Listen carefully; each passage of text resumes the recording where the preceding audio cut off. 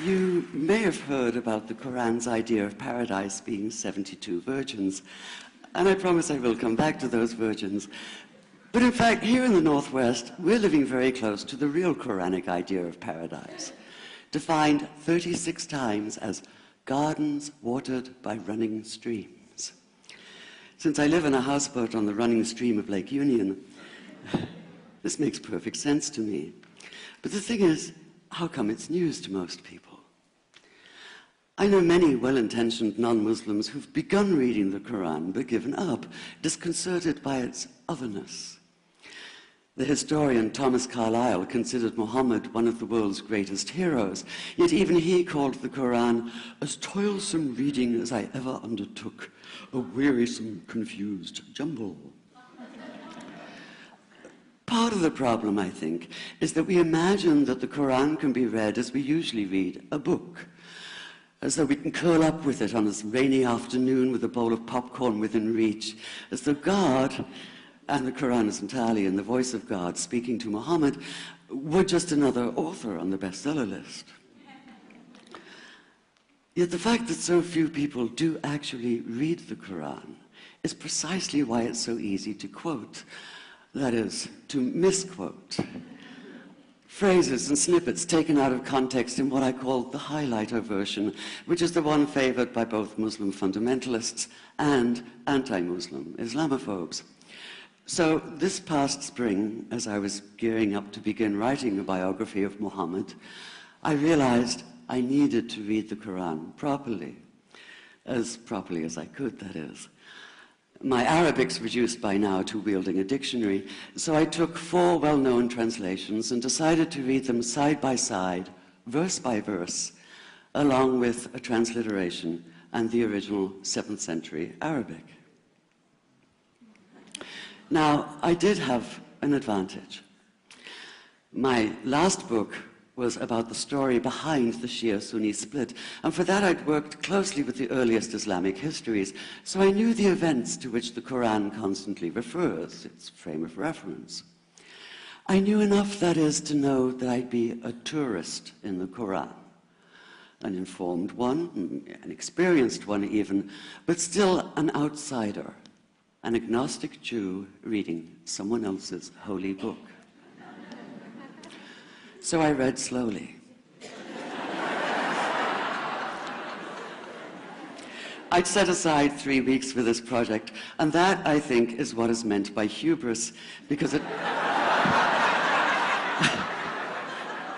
turned out to be 3 months. I did resist the temptation to skip to the back where the shorter and more clearly mystical chapters are, but every time I thought I was beginning to get a handle on the Quran, that feeling of, I get it now, it'd slip away overnight, and I'd come back in the morning wondering if I wasn't lost in a strange land. And yet the terrain was very familiar. The Quran declares that it comes to renew the message of the Torah and the Gospels, so 1/3 of it reprises the stories of biblical figures like Abraham, Moses, Joseph, Mary, Jesus. God himself was utterly familiar from his earlier manifestation as Yahweh, jealously insisting on no other gods. The presence of camels, mountains, desert wells and springs took me back to the year I spent wandering the Sinai desert. And then there was the language, the rhythmic cadence of it, reminding me of evenings spent listening to Bedouin elders recite hours-long narrative poems entirely from memory. And I began to grasp why it said that the Quran is really the Quran, only in Arabic. Take the Fatiha, the 7-verse opening chapter that is the Lord's Prayer and the Shema Israel of Islam combined. It's just 29 words in Arabic, but anywhere from 65 to 72 in translation. And yet the more you add, the more seems to go missing. The Arabic has an incantatory, almost hypnotic quality that begs to be heard rather than read, felt more than analyzed. It wants to be chanted out loud, to sound its music in the ear and on the tongue.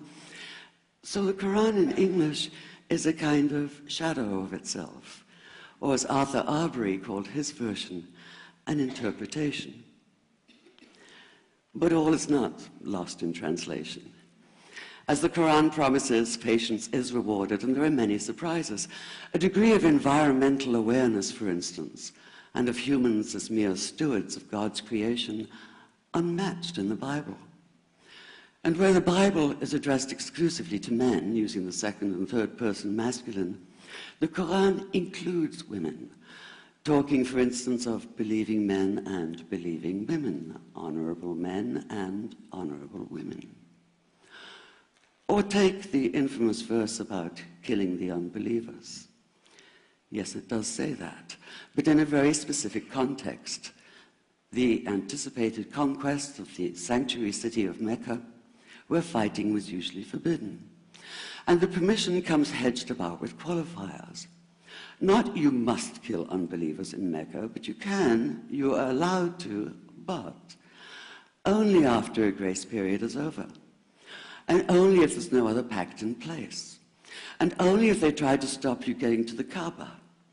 And only if they attack you first. And even then, God is merciful, forgiveness is supreme, and so, essentially, better if you don't.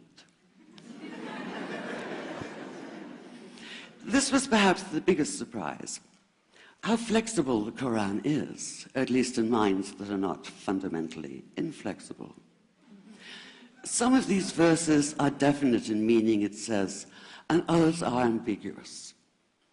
The perverse at heart will seek out the ambiguities, trying to create discord by pinning down meanings of their own. Only God knows the true meaning. The phrase, God is subtle, appears again and again. And indeed, the whole of the Quran is far more subtle than most of us have been led to believe, as in, for instance, that little matter of virgins and paradise. Old-fashioned Orientalism comes into play here. The word used 4 times is huris, rendered as dark-eyed maidens with swelling breasts, or as fair, high-bosomed virgins.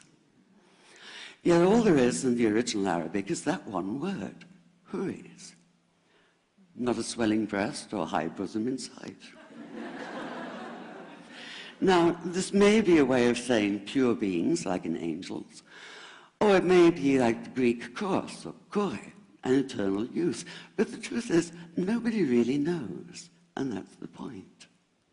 Because the Quran is quite clear when it says that you will be a new creation in paradise, and that you will be recreated in a form unknown to you, which seems to me a far more appealing prospect than a virgin.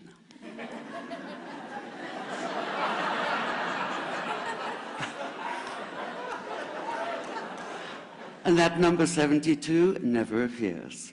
There are no 72 virgins in the Quran.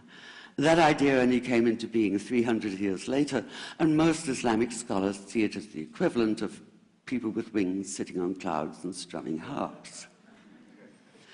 Paradise is quite the opposite.